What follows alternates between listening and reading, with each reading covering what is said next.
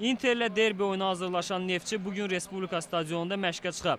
Ağqaraların aparıcı futbolçusu Flavinho Zədə özündən məşqlərə qatılmır.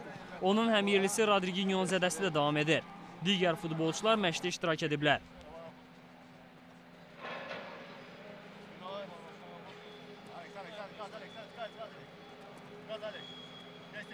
Biraz daha ateşli. Ateşli. Дай, дişler дай.